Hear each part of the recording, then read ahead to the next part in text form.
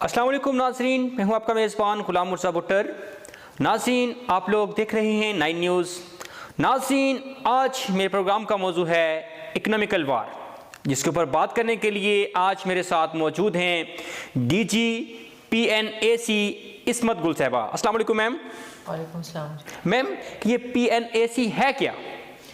Pakistan national accreditation council ministry of science and technology کا ایک ادارہ ہے جس کا مینڈیٹ ہے WTO کی ریکوائرمنٹس کو فیسیلیٹیٹ کرنا۔ ورلڈ ٹریڈ آرگنائزیشنز کے انڈر 2 ایگریمنٹس آتے ہیں، TBT technical barriers to trade اور SPS sanitary and phytosanitary measures کی۔ اس میں TBT کا ان پرٹیکولر ہمارا رول ہے کہ جو ٹیکنیکل بیریئرز آتے ہیں اس کو ہماری ایکریڈیٹیشن کے ذریعے اس کو ہم ریموو کرنے کی کوشش کرتے ہیں۔ میم، حلال ایکریڈیشن کی امپورٹنس کیا ہے؟ حلال ایکریڈیٹیشن تو آج کل ساری دنیا میں، چاہے وہ اسلامک ورلڈ ہے یا نان اسلامک، حلال کے پیچھے سارے پڑے ہوئے ہیں، کیونکہ دنیا کے بہت زیادہ ایکسپورٹرز جیسے چکن جو ہے برازیل سے آتا ہے جو غیر اسلامی ملک ہے، اور بیف جو ہے یا لیمب جو ہے وہ آسٹریلیا سے آتا ہے جو غیر اسلامی ملک ہے، ان کے لیے بھی حلال امپورٹنٹ ہے، اور اسلامک کنٹریز کے لیے تو اس لیے امپورٹنٹ ہے کہ مسلمانوں کو چاہیے کہ ان کے ملک میں جو خوراک، جو گوشت آئے، جو دوائیاں آئیں، جو ٹوائلٹریز ہوں، جو بھی چیزیں ہوں وہ ساری حلال ہوں۔ تو حلال تو ہے ہی امپورٹنٹ، اس کی تو حلال، اور اس کو کون انشور کرے گا؟ وہ ایکریڈیٹیشن کا پروسیس ہے جو حلال کو حلال انشور کرتا ہے۔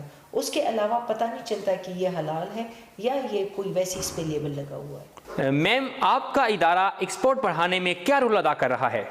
ایکسپورٹ کے لیے ڈائریکٹلی ہمارا ادارہ کام کرتا ہے جی۔ ٹیکنیکل بیریئرز ٹو ٹریڈ جو مختلف ملک ہمارے ملک پہ لگاتے ہیں یا کوئی بھی ملک دوسرے ملک پہ لگاتا ہے، اس کو اوور کم کرنے کے لیے ایکریڈیٹیشن کا پروسیس یوز ہوتا ہے، اور جب ہم چیزوں کو ایکریڈٹ کر کے بھجواتے ہیں تو اس سے یہ ہوتا ہے کہ وہ ایکسیپٹ ہو جاتی ہے ورلڈ وائڈ، تو اس کا یعنی tested once accepted worldwide.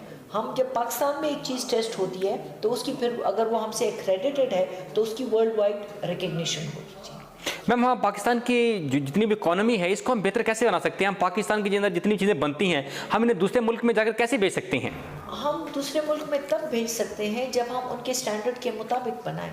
ہم نے اپنی چیزوں کے معیار کو، کوالٹی سٹینڈرڈز جو بھی ہیں، ان کو ہم نے بہتر کرنا ہے، اور ہم نے اس کو انٹرنیشنل سٹینڈرڈ پہ لا کے کھڑا کرنا ہے۔ پھر جب ہم کسی چیز کو کسی ملک میں ایکسپورٹ کرتے ہیں تو ہم نے اس ملک کی ریکوائرمنٹ کے مطابق بنانا ہے، اور اس کو ہم نے ٹیسٹ کرنا ہے ایکریڈیٹڈ لیبارٹری سے، اس کو سرٹیفائی کرنا ہے ایکریڈیٹڈ پروڈکٹ سرٹیفیکیشن کے ساتھ، اور پھر ہم نے اس کی انسپیکشن کرنی ہے ایکریڈیٹڈ انسپیکشن باڈیز کے ساتھ۔ اونلی دین تبھی یہ ان کنٹریز میں ایکسیپٹ ہوگا۔ ان کنٹریز کی یہ ریکوائرمنٹ ہوتی ہے کہ آپ جب بھی چیز بھیجیں وہ ایکریڈیٹڈ ہمارے پاس بھیجیں۔ میم، پاکستان کے اندر جتنی بھی دوسری ملٹی نیشنل کمپنیاں آ رہی ہیں تو کیا ہم پاکستان کی اکانومی کو بہتر بنانے کے لیے ہم اپنی چیزیں نہیں بنا سکتے؟ ہم اپنی چیزیں بھی بنا سکتے ہیں، ہم ان کی چیزیں بھی استعمال کر سکتے ہیں۔ اگر ہماری چیز کی کوالٹی کا سٹینڈرڈ اس لیول پہ چلا جائے، کچھ ملک ہیں وہ بہت لو سے لو کوالٹی بھی بنا سکتے ہیں اور دنیا کی بہترین چیز بھی بنا سکتے ہیں۔ یہ ڈیپینڈ کرتا ہے بائر پہ۔ اگر ہم اپنے ملک کے کوالٹی کا سٹینڈرڈ اور پروڈکٹس کا سٹینڈرڈ بڑھا لیں تو وہ ڈیفینیٹلی کیوں نہیں امپروو ہو سکتا، ہمارے ملک کی چیزیں بھی ہو سکتی ہیں۔ حکومت پاکستان اکانومی کو کیسے بہتر بنا سکتی ہے؟ حکومت پاکستان اگر یہ چاہے کہ ہمارے trade according to the standards ہوں، اسٹینڈرڈز کو یوز کرتے ہوئے ہم اپنی ٹریڈ کو بڑھا سکتے ہیں۔ 2001 میں PNAC فنکشنل ہوا، اور 2001 میں ترکی کا ترکاک فنکشنل ہوا جی۔ ترکاک کو یوز کرتے ہوئے ٹرکی نے اپنے ایکسپورٹ کو 565 ٹائمز بڑھایا، مگر ہم نے PNAC کی سروسز کو اس طرح اپنے ٹریڈ کے لیے یوز نہیں کیا، اس لیے ہماری ایکسپورٹس نہیں بڑھی یا کم ہی ہوئی ہوں گی شاید۔ اس کے ساتھ ہی مجھے اور ڈی جی PNAC عصمت گل صاحبہ کو دیجیے گا اجازت۔ آپ کا، میرا اور پورے پاکستان کا اللہ نگہبان۔ دیکھتے رہیے گا 9 نیوز۔ سلام پاکستان۔